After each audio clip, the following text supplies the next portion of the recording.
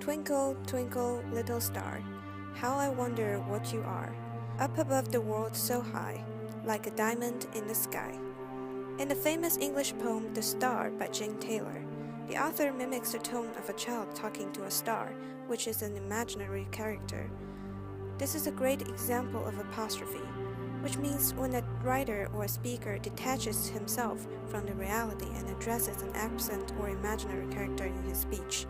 In this case, the author's adaptation of apostrophe effectively delivers the curiosity of a child towards nature. The most important function of apostrophe is to express emotions that can no longer be held back. The emotions can be extreme happiness or excessive grief. The device is not adopted greatly in intellectual argument due to its lack of response, but it is more popular in poems or proses that express emotions. Next, let's take a look at a more specific example. Walt Whitman's famous elegy for President Abraham Lincoln, "Oh, Captain, my Captain," is a strong example of apostrophe.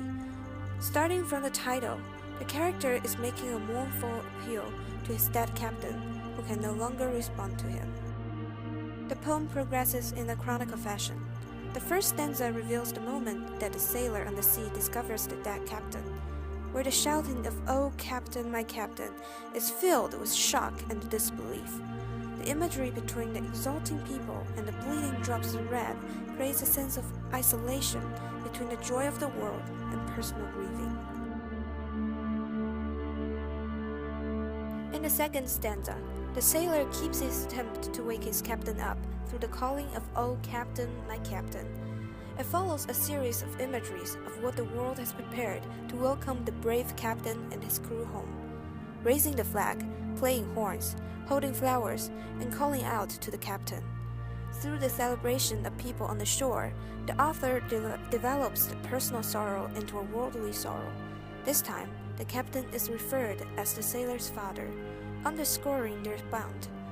Later on, the sailor still refuses to believe the captain's death when they are this close to home, that he'd rather believe it is all just a dream.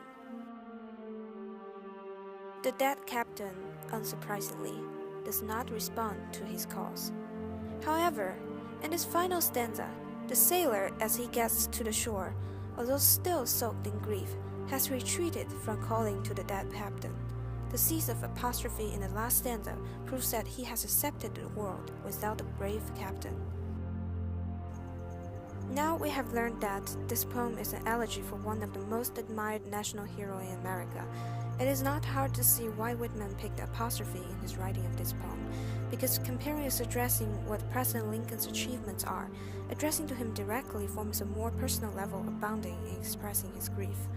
The poem progresses in 3 levels: disbelief, mourning, and final acceptance. Through this structure and the use of apostrophe, Walt Whitman not only encourages the American people to express their grief, but also to carry on with even more faith and courage.